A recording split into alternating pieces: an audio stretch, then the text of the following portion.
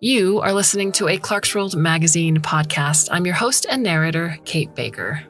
Whether this is your first story or over 750th to 800, 850, somewhere around there, I really have to do an accurate count.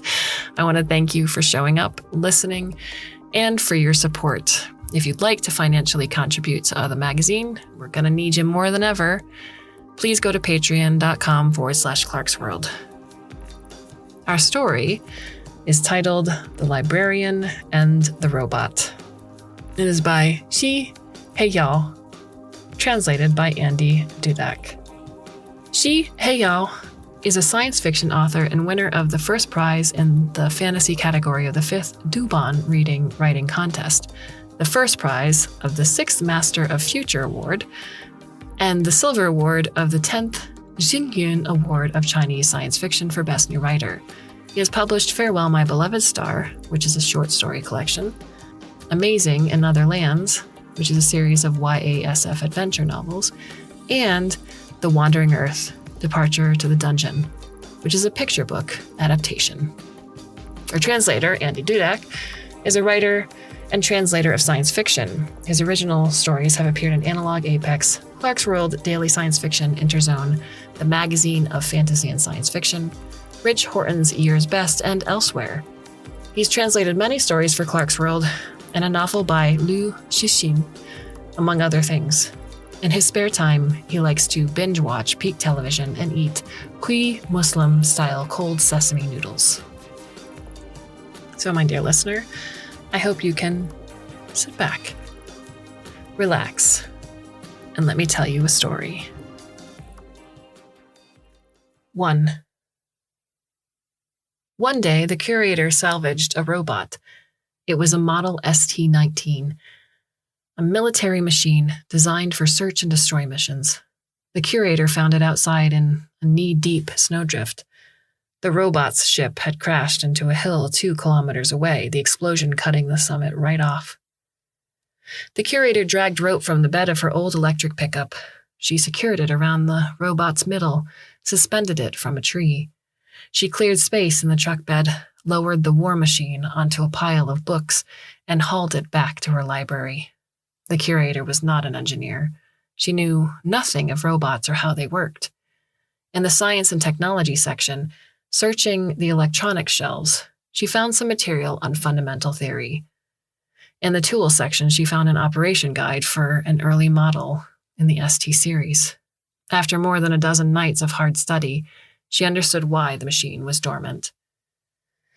She climbed to the library roof and dismantled an array of solar-powered hydrogen cells. These had come from the curator's emergency planetfall capsule. Nowadays, they powered the library's dehumidification and ventilation.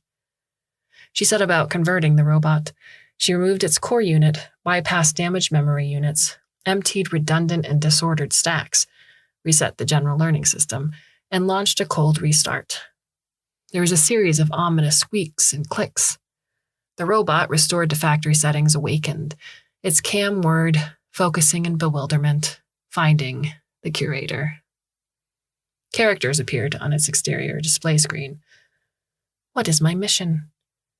The curator removed her glasses. She leaned on the old leather sofa, which was full of holes, exposing the wadding. Your mission, she said, sizing up the robot. How about helping me find and gather books? 2. The flames of war had spread everywhere, in all directions. The star, Confed, formed centuries before to send humanity into the depths of the cosmos, was now falling apart. Inanna, the side with the most colonized planets, was dissatisfied with the high taxes and low administrative efficiency of the Confed. It gathered allies and declared independence. Utu, a power always at odds with Inanna, took advantage of the situation to stir trouble. They fomented conflict in nearby starfields, turning the Cold War hot. In the enveloping shadow of 2 major military powers, many smaller Confed members armed themselves with warships and artillery. They snatched leftovers like hungry hyenas. Planets were destroyed like a string of fireworks. Exiled refugees huddled in narrow, filthy ship holds, subsisting on synthetic food and filtered water.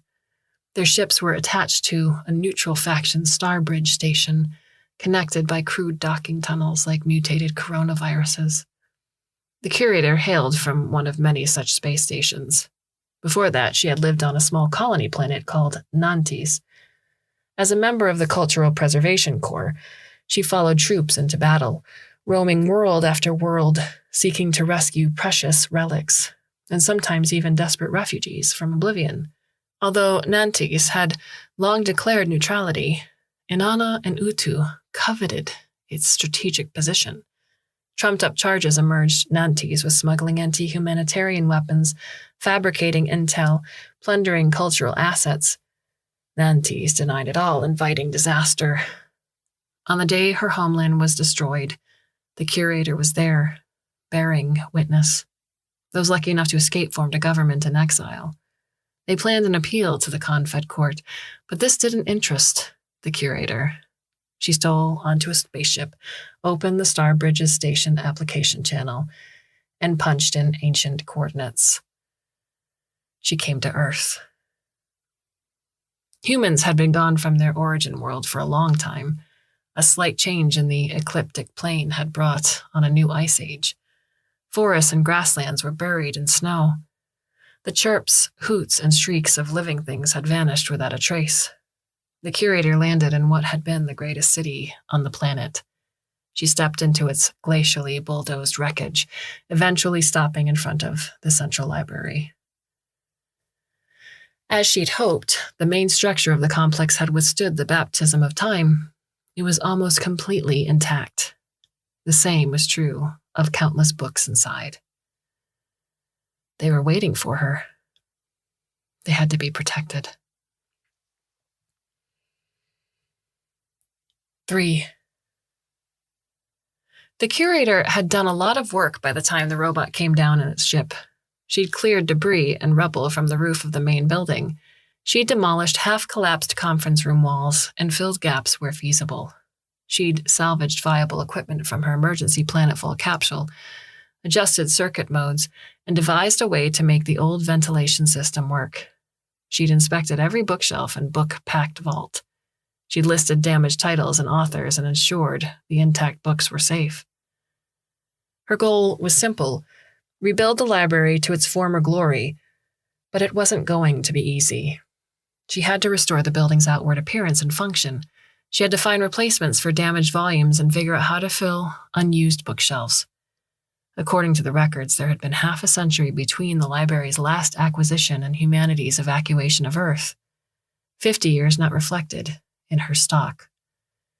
She would also have to find books that never belonged to the central library and volumes transferred to the other libraries and research institutions.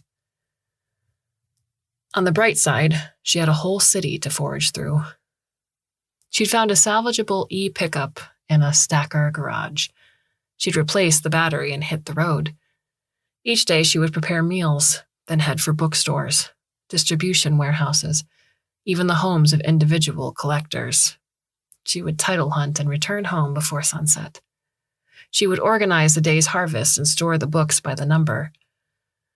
Her range was limited by poor road conditions and unstable power supply. But even so, there was plenty of searching to do. Some days she couldn't open a single door and returned empty-handed. Other days she would stumble upon an underground warehouse and be up to her waist in ice water and animal feces. By the time she found the robot, she discovered 351 viable books, far from her goal. At first, the curator hoped the robot could drive the pickup for her. It didn't need to eat and didn't understand fatigue. She figured it would expand her foraging range at the very least. Unfortunately, this model couldn't drive a car. The metal Guy had piloted spacecraft withstanding gravities of acceleration no human could survive, but this feat was inseparable from data support, sim training, and omnidirectional sensing systems. The curator couldn't provide that. As a combat machine, it could only help the book hunt by smashing down locked doors with a battering hammer. Given the difficulty of transporting the massive bot, such aid was not compelling. After a fortnight of trial and tribulation, she simply left the machine in the library, relegated to chores like cutting synthesized food. Until one day, when the curator noticed the robot's knife skills. Her food synth cauldron was designed to produce for 10 or more people. Output was in large chunks of frozen protein jelly that had to be divided and stored for daily consumption, then further processed to bite-sized specifications of the target consumer. ST-19 series bots were equipped with hard aerospace ceramic blades, resistant to temperature change and corrosion. These were sharp enough to cut through quartz gun barrels and surgically precise. The bot's protein fillets were dimensionally uniform, smooth, non-adhesive, perfect. The curator had set up a drying box in the reading room on the library's third floor. Except for new shrink-wrapped books, most salvages had to be cleaned of mold and insects and dust and dried before they could be warehoused by number. The drying oven was connected to a vacuum pipe of the ventilation system. Due to the suboptimal power situation, the books had to be manually paged through to dry properly. The bot heard her pitch, then responded on its display screen. The blades were not designed for that. They weren't designed for filleting protein jelly either. She dragged in 200 damp volumes, celebrity autobiographies, for practice. Robots learn quickly. The finger-like blades had killed people. Now they cut between adhered pages, deft and exact. Ink and paper fibers were left intact. By the time the last autobiography was restored, the bot had beat the curator's best speed, and its handling was softer. This inspired her further. She systematically combed through the bot's equipment parameters. She inspected each viable weapon, plotting new and more suitable deployments. The ion plasma jet would melt concrete into a soft colloid to fill in holes and cracks. The serial kinetics phaser would open the collapsed west wing and rescue precious ancient tomes. The dynamic electron interference battery would remotely hack servers and retrieve comprehensive incoming and outgoing commodity lists from cache files. Time passed in silence. The library grew ever more robust. The curator hunted books with increasing skill, and work she'd projected taking years. Maybe more than a decade, was nearing completion in months. Vacant shelves filled with books until new acquisitions were piling up in dry corners. The curator harvested wood from a city full of building materials. She learned to make bookshelves using mortise and tenon joints, no adhesive necessary. The robot's folding wheel saw came in handy. For several days, the air smelled of burning sawdust. But it was worth it. 4. Winter came, and blizzards drowned everything. The curator hatched a new plan, collect ebooks in hard copy form. The robot didn't understand the plan at first. It said it could directly filter and archive ebooks cached in a server and create a backup locally. The curator explained that although storage devices have an almost infinite read life, tech evolution will inevitably lead to obsolescence, an eventual loss of the tools to read them. In fact, she said, we've already used more than a dozen adapters to connect you to servers. I had to jury-rig half of them. Power and bandwidth have been constant problems. In 3 generations at most, these e-texts will no longer be readable. Now paper books, on the other hand, like the oldest relics physically preserved in libraries. As long as people still have eyes and fingers, books can be read and understood. The shackles of time are thus broken, past and future connected. The curator taught the robot how to turn the redundant books of her hoard into pulp. They used the ion purification nozzle from her planetfall capsule to whiten, flatten, and dry the pulp in the expanded drying box.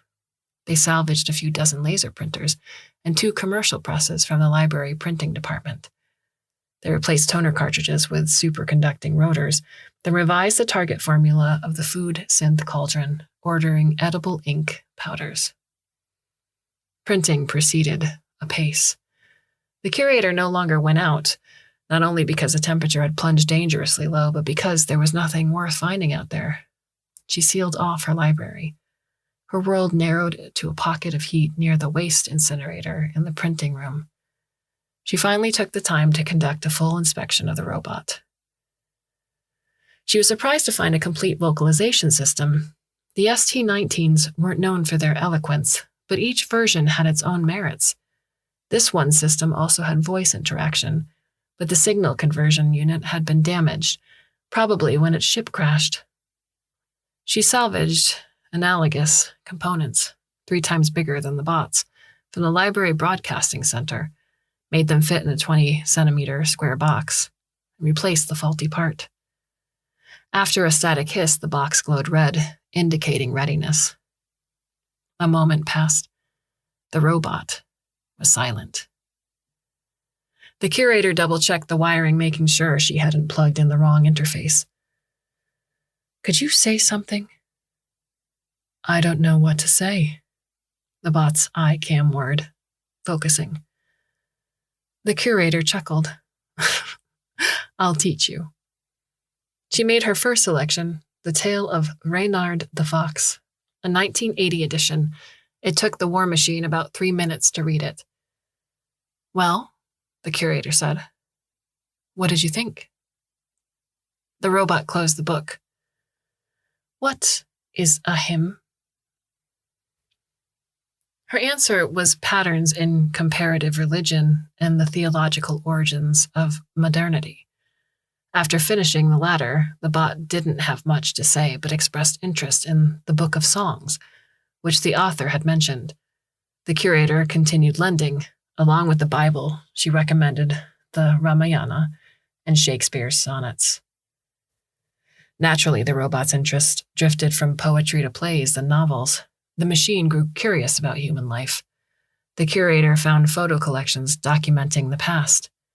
She supplemented these with histories of agriculture, architecture, clothing, tool use, medicine, and transportation. The robot took longer to digest these.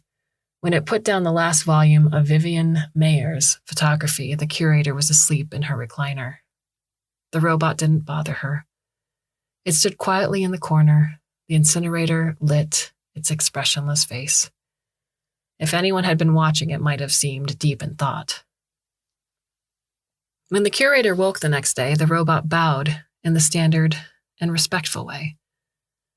"I want to learn more about how cars work," it said. "I want to learn. I want to know what makes them run." Obsessed with internal combustion, the robot stayed in the natural science branch for more than 2 months. The curator only saw it a few times when operating the press or replenishing ink powder. Following in the footsteps of humans exploring nature, the robot read Euclid and Qi Chengtong, listened to the lectures of Penrose and Aki Mifune. It pondered the wake of Voyager 1 and the BFR. It extended its sight starward through solar prominences, planetary rings, comets, nebulae, and interstellar dust, finally colliding with the Yushu Deep Space Colony's terraforming machine. In the meantime, it continued reading literature. It was often puzzled by the contradictions between fiction and history. Although fiction could seem credible at first glance, the devil was in the details, or the background. Even so-called historical fictionists invented characters from whole cloth. Their various perspectives and techniques might skew wildly from and even diametrically opposite to historical fact. As for tales set in fantasy worlds, the robot didn't understand them at all. "Perhaps you've misunderstood the purpose of fiction," the curator said one day. "Literature is not meant to reproduce reality. Not completely, anyway. The uncontrollable nature of life troubles people. They want higher meaning, something more to fate than randomness, more than mere human behavior or cause and effect provides. They're driven by a need to express. They record their experiences, feelings, thoughts, confusions, dreams, and fantasies. They turn them into words. So with time flowing inexorably forward and with history inaccurate, even altered on purpose, a kind of truth comes through. That truth is transmitted to the reader." "You mean fiction is a kind of power source? Is that why they ordered books to be burned? Fear of power?" Caesar, Qin Shi Huang, Hitler, and Beatty. Beatty? The fire chief in Fahrenheit 451. Maybe.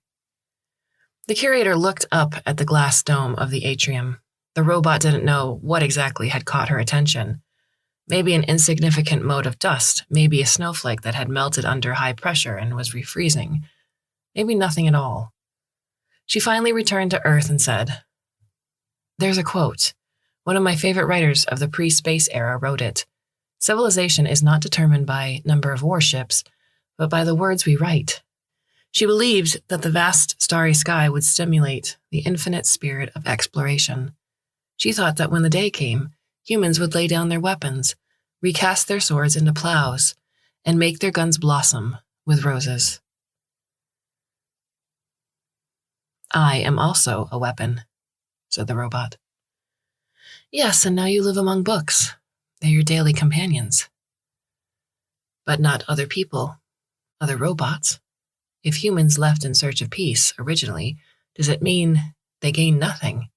Do they even come back? To Earth, I mean." "Well, aren't we here?" The curator smiled. The bot's cam aperture dilated, ticking like a clock. "Tell me the story of Nantes again," it said. "Ah, yes, Nantes. A beautiful place." The curator's expression grew vague, and she started talking. She spoke of a homeland that no longer existed, narrating via processed memory, lending it all a golden hue. Nantes was indeed golden. It was the smell of wheat waves, the sound of the ocean before sunset, the breath of people laughing and dancing, the light of dreams, ideals, and hopes. Time and memory was frozen, eternal. The curator wished it could go on forever, but she knew how it ended. "I am sorry." Neither the robot nor she understood why it said that. "They must have sent a lot of people after you." "What?" "At that moment, every ship was a valuable asset." "Well, maybe I'm not that important," she said lightly.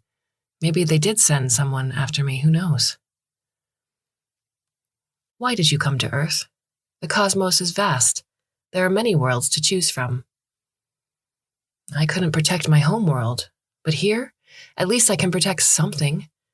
Maybe one day in the future people will know where we started from, how we became what we are." The curator took off her glasses and hefted fiction and reality. "This library, I originally saw it as a monument, a big project needing more hands to complete it." "Or more time," said the robot. From then on, the curator saw the robot even less often. There was often no one in the printing room, just the presses running automatically and without sleep. Sometimes the curator found the back door of the library open, the bot's tracks in the snow. Noise from the west wing sometimes woke her, even though that wing's books had been moved, leaving only a collapsed ruin. She knew if she asked, the robot would tell the truth, but she didn't ask. And as the printing of e-books was coming to an end, the curator had a new project to keep her busy. This city wasn't the only ruin on Earth. On the far side of the continent and across oceans, there were many forgotten cities and libraries. Books in different languages waited, cultures and stories waited to be rediscovered and preserved. It would mean thousands of kilometers of travel, danger, and exploration. Although she didn't know where to find a suitable means of transport, she was already excited. And spring was inevitable. When the temperature climbed above -20, the robot was eager to take her outside for a walk. "What's the hurry?" the curator asked, struggling into her thermal suit. "I have a gift for you." They came to the front square of the library. The snow had been cleared away.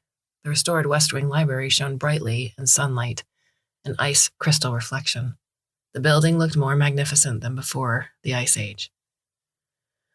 "Oh, you're an amazing chap. You know that?" The curator hugged the war machine, and she spotted another great gift. A snow sled was hitched to the e-pickup. 5. They installed snow caterpillar tread on the truck, packed their gear, and embarked on a continent-spanning journey. This went on for many years. After roaming their home continent, they crossed a frozen sea and found stranger lands. They discovered Earth wasn't entirely covered in ice and snow. At lower latitudes, green still grew in gaps among the gravel. They fought capricious blizzards, dodged deadly canyons hidden under ice sheets, survived on melted water from heat skins. They relied on weak geomagnetism for vague bearings. They entered buildings on the verge of collapse and came out with precious cargoes for their sled.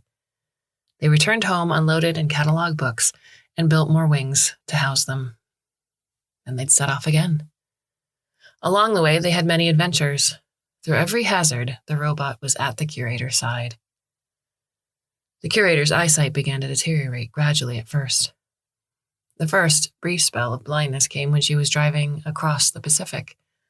Panicking, she nearly crashed them into a hummock of ice blades. The bot took over steering just in time, and it steered the rest of the journey. The curator went blind more often and for longer duration in the following months. The robot flipped through medical texts in various libraries. It landed on a diagnosis of retinal detachment, probably brought on by photokeratitis, too much exposure to ice-reflected sunlight. The book outlined suitable materials for eye surgery or bionic retinas, but the ST-19 wasn't designed for this work. Even if it could manage the surgery, it lacked the needed anatomical data. As the curator had predicted, storage devices in hospitals had become unreadable. She wanted to comfort the robot. "There will always be something books can't solve," she said. They had no choice but to suspend their journeys together.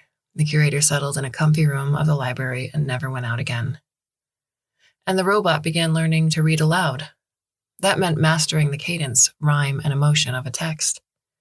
To hone this skill, the robot ventured further into the realms of music, painting, dance, and even film.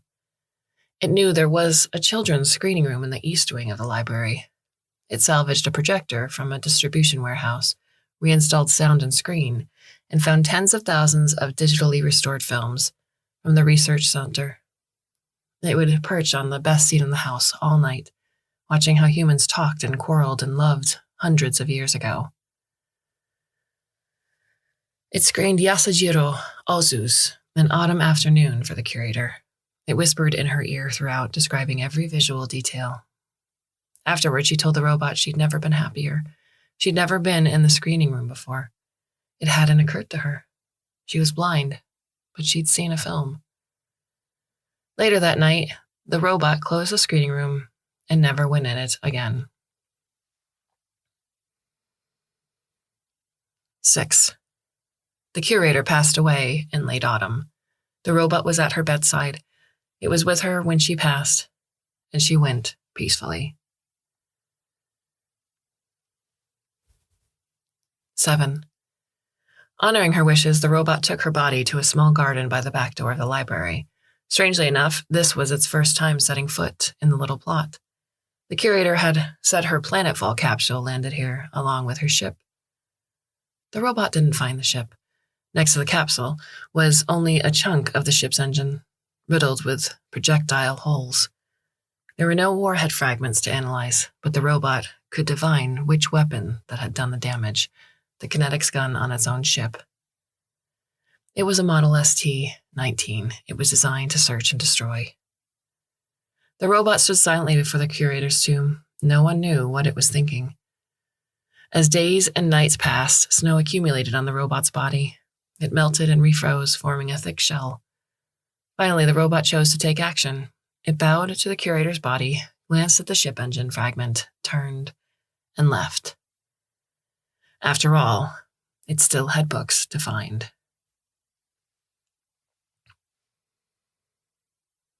8. Many years later, a new ship landed outside the library. The mountainous, diamond-like library was the only complete building on this empty, desolate planet. A general and his soldiers disembarked. In the great square before the library, they met the robot. The general identified himself, but the robot gave no response, and the soldiers believed he had been slighted. They aimed their weapons at the bot's head. The general waved a hand, standing them down. He was keenly interested in the old machine. He recognized the model. You're a combat bot. Why haven't you asked me who won in the end? Does it matter? The robot glanced at the ships landing behind the general. An armed fleet hovering in geosynchronous orbit cast a huge shadow. Are you here to burn the library? The general laughed as if the robot was joking. He took off his military cap and sat on a wide stone step of the flight leading up to the main doors. He brushed a snowflake off his sleeve. Why don't you read us a book? The robot turned to gaze at the library as if it contained eternity. It turned back to the general. It was a cold day, the sky leaden and gloomy. Reynard the fox stared foolishly at his empty food cupboard.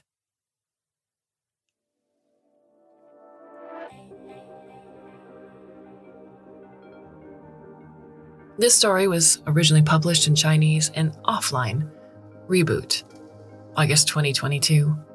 It has been translated and published in partnership with Storycom. What are your thoughts on the story? As always, you can go to the Clarkesworld Magazine About Us page, where you can leave some feedback with any of our contact information listed there. And I do hope you can come back and join us, should you so choose. So, my dear listener, I bid you a very fond and hopefully very, very temporary farewell.